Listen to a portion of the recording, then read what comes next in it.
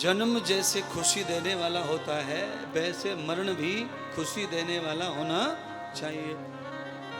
मरण माने दुख की कोई बात नहीं है, ये मरण है खुशी देने वाला होना चाहिए। जैसे दूल्हा बन के बारात चलती है तब बैंड बाजे बजते सजावटें होती हैं, वैसे ही मृत्यु में भी बैंड बाजे भजन कीर्तन होना चाहिए, ऐसी मृत्यु हमें आए, ऐसा कह रहे परीक्षित।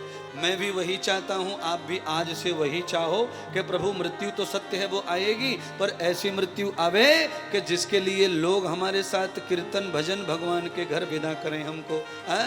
ऐसी मृत्यु ना आए कि भजन ही बंद हो जाए, दिया जलना ही बंद हो जाए, आरती बंद हो जाए। हिंदुओं में तो यही पाखंड हो रहा है महाराज, बाबा मर गए तो सबसे पहले पूजा बंद हो गए घर में से, न खाना बंद न पीना बंद।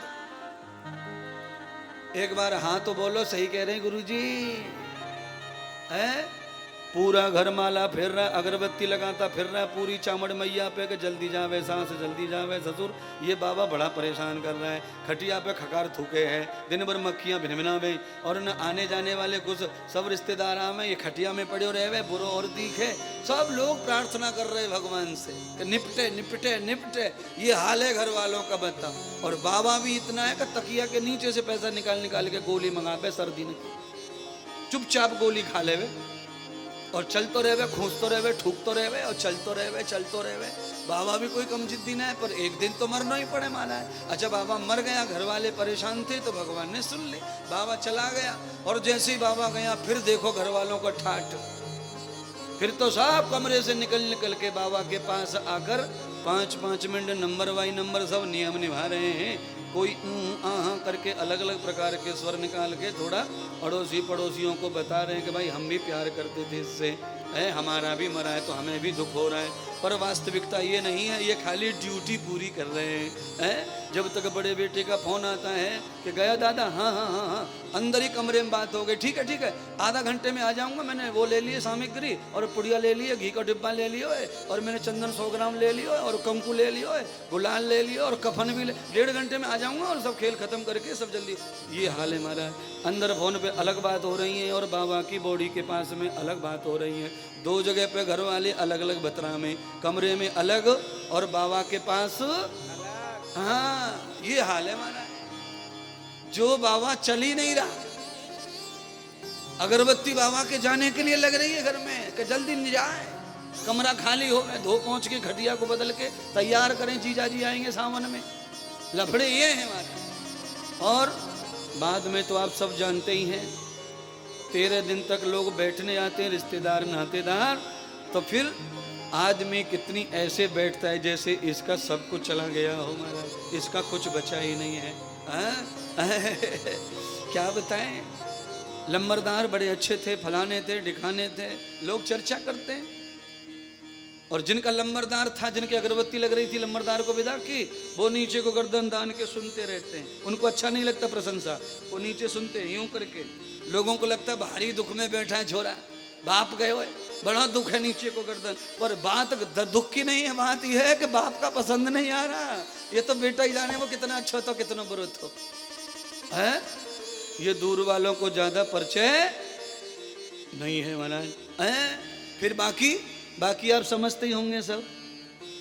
फिर तो 5वें चौथे दिन भगत जी के घर जा करके लोग 1 टंकी दूध बुक करवाते हैं। महाराज तुम 50 लीटर दूध दे दियो महाराज, फलानी तारीख को खीर बनेगी महाराज, और हलवाई कर दियो महाराज, मालपुआ बनेंगे, और यह नो तो वह नो तो यह नो तो वह नो तो, ये झरा ये चूल ये फलानो ये ढिकानो, ये सारे खेल हो रहे महाराज।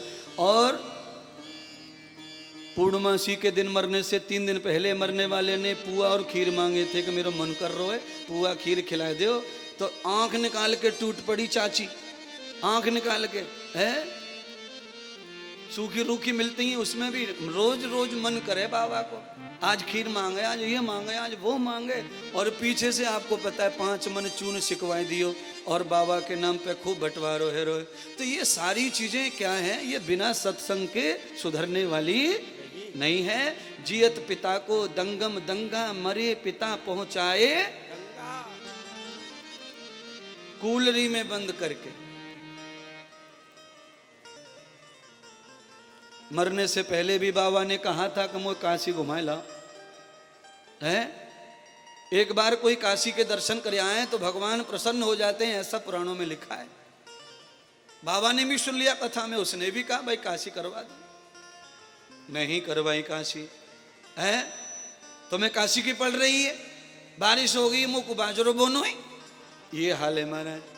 और बाद में सबरे खेते चिड़िया खा गई बाजरे के पके पकाए, कूलरी लेके हरिद्वार में घूम रहे, हड्डी ने लेके बताओ, और बाजरे की चिड़िया खा नहीं है। और बाबा जिंदो नहा के आता तो भगवान गंगा पवित्र भी कर देती। अब सबरे सब अब समझ लो आगे की बात है। बाबा के सारे पाप और पुण्य संग में चले गए, अब तुम्हारी हड्डी को कोई फायदा नहीं है महाराज। इसीलिए राजा परीक्षित ने कहा गुरुदेव मेरे जीवन में जो कलंक है वो मिट जाना चाहिए, मृत्यु से पहले मेरा दोष मिट जाए, क्योंकि मेरा दोष अच्छा नहीं है। मैंने संत का अपमान किया है, महापुरुष को अपमानित किया है, मेरे द्वारा मुझसे जो अपराध हुआ है वो क्षमा के योग्य नहीं है। मुझे दंड मिलना चाहिए पर मेरा दोष मिटना चाहिए, मैं दोषी नहीं मरना चाहता हूँ। अब दोषी जो नहीं मरना चाहते हैं उनके दोष मिटने के लिए केवल एक ही मार्ग है, और वो है केवल मार्ग सत्संग, सदगुरु के वचन। जो सदगुरु की सानिध्य में आकर के वचनामृत पीता है वो अमृत पी करके नमृतम अमृतम कथा व्यासम, तो अमृत पी करके वो न मरने वाला बन जाता है। न मरने वाले हम बन जाएं तो हमारा बड़ा सौभाग्य है। पर राहु और केतु नाम के दो राक्षस हैं, वो भी चंद्रमा और सूर्य की तरह अमर हो गए हैं कथा में, भागवत में। पर राहु केतु को कोई भी आदमी अच्छे सी नजर से देखता नहीं है। अमर होके भी फायदा क्या है जब दोष ही ना मिटे तो। राहु और केतु में दोष है, और बैठे कहाँ हैं वो, चंद्रमा और सूर्य की बगल में, दोनों की बराबर में है। चंद्र देवता सूर्य देवता के बगल में बैठे, बराबर में बैठे, पर सूर्य की पूजा हो रही है, चंद्रमा की पूजा हो रही है। और राहु और केतु के लिए तो लोग गालियां ही गालियां दे रहे हैं महाराज, उनकी परछाई भी किसी को पसंद आती नहीं है। वो भी अमर हो गए भगवान विश्व मोहिनी के अमृत से। तो मैं आपसे कहना चाहता हूँ अमर होना है तो ऐसा होना चाहिए चंद्र सूरज की तरह पूजनीय। अमर होके भी ऐसा फायदा नहीं है कि गाली पड़ती रहे जिंदगी भर। रावण भी अमर हो चुका है पर हर साल दशहरे में ऐसी की तैसी कर दी जाती है। हर साल जलाया जावे, हर साल आग लगाई जावे, ऐसा अमर होने से कोई फायदा नहीं है।